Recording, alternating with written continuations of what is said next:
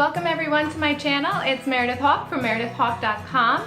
Today is day number 17 of my 30-day Lifestyle of Abundance series, and I am going to talk to you about minimalism, what it means, why it's important, and how to incorporate it into your life. So let's get started. Minimalism can be a confusing term. Sometimes people think of it as getting rid of all of your belongings, getting rid of your home, maybe living in a van and adopting a hippie or gypsy lifestyle. That tends to be what people think of when I ask them what they consider minimalism to be. Or some people also think that it is a modern lifestyle, having a home that's very modern and clean lines, and that's not at all either what minimalism is. Minimalism is incorporating a lifestyle where you do not collect things or have a ton of belongings that have no importance in your life, and that you do not use them on a daily basis, and just collecting things and buying things all the time and just having your home filled with junk. Adopting a minimalistic lifestyle allows you to open your space and clear out just everything, including like emotional baggage. So I decided in 2016, I always have a theme that I try to concentrate on and learn something new in my life every year. And 2016 was learning about minimalism and adopting it and working with it throughout the year. And I have found, as I go through each room and different aspects of my life and my home, that as I start to clear things out, I just feel this overwhelming sense of relief, of gratitude, of happiness. I don't walk into a room that used to be cluttered and have a ton of decorations or paperwork and bills and just feel like stressed out and closed in and kind of locked up. It's really interesting that I wasn't even aware of those feelings until I started getting rid of things that I no longer needed.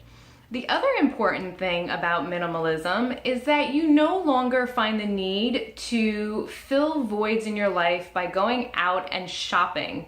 And that has a tremendous impact as well, because you're going to start to realize that shopping does not take care of issues that you might be having emotionally or mentally, and it also saves money. So that's another great benefit. I'm going to give you 5 tips that I found were very helpful in adopting a minimalism or minimalistic lifestyle. So let's start with number 1. Start small. Do not get overwhelmed. Don't put pressure on yourself that you just need to get rid of everything. Just start small and take baby steps. Start with a desk drawer. Start with a small closet, a cupboard in your kitchen, paperwork, bills. Just start small. Don't get overwhelmed. It could take a very long time. It's August and I'm still working on my home and getting rid of certain things and going through different areas and aspects in my life. So that's tip number 1. Moving on to tip number 2 is have requirements as you go through every item in that space. So let's say we're going to start with a closet or a kitchen cabinet. My personal requirements are A, a 1-year threshold, and B, how does it make me feel? So if I go through a small closet and say I'm just concentrating on shoes, okay? If I haven't worn a pair of shoes in a year, done. That is a threshold that I refuse to go over. If there are clothes that I'm going through, if I haven't worn them in a year, done, gone. I will not go over that threshold. Even in a kitchen cabinet, I had herbs and spices that I never used, that were just taking up space. So I gave those things away.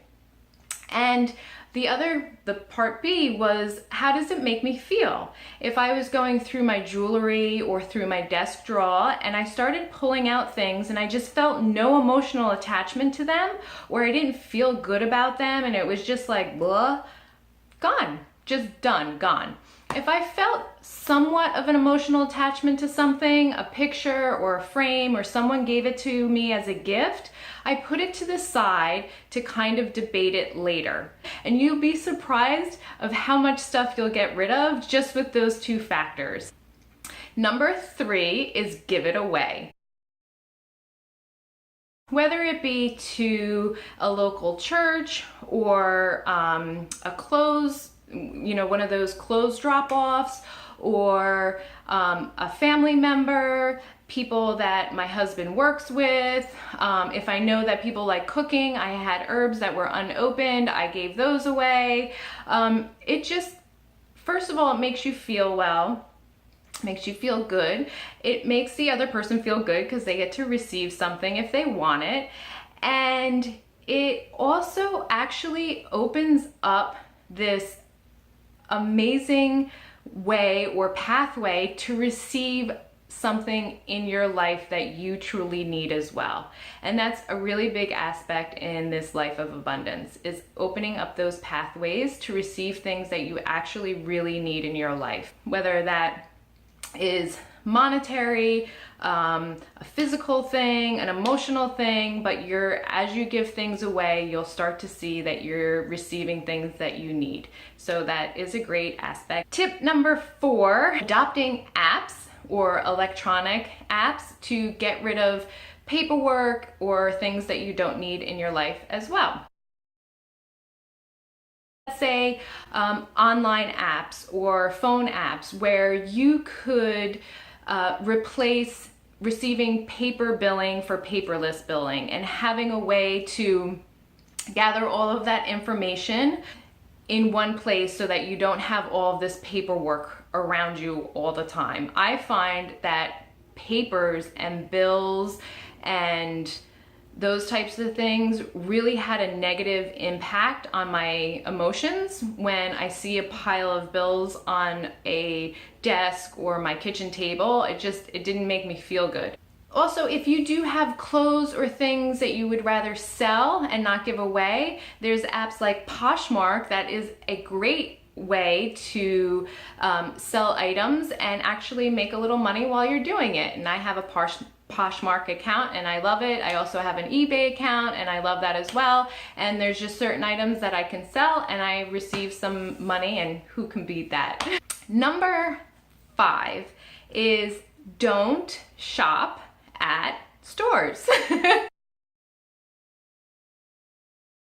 This is easy for me because I hate shopping, but sometimes it's not so easy for everyone, because shopping has been known to fill emotional voids in our life and make us feel better. And obviously, marketing is geared to that these days. And we have stores for everything and anything, and superstores like Walmart and Target. And then we have these junk stores like Home Goods, which is such a great store, but it's just a junk store, right? It's just a way to fill your house with junk of stuff that you didn't need. And you walk in the store and you're like, I just need to pick up a gift for someone. And you see all this stuff and all this great decorations and things for your house and your kitchen, and then thing you know, you have a cart full of junk that you never needed in the first place, right? So I just avoid stores in general altogether. I do all of my household shopping, such as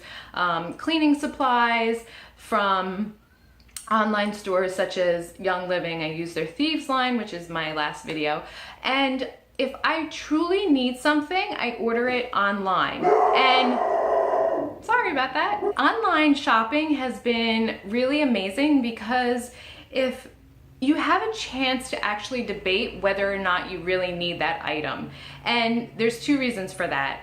A, it takes time to go online and actually buy an item, and B, you have to pay for shipping, usually.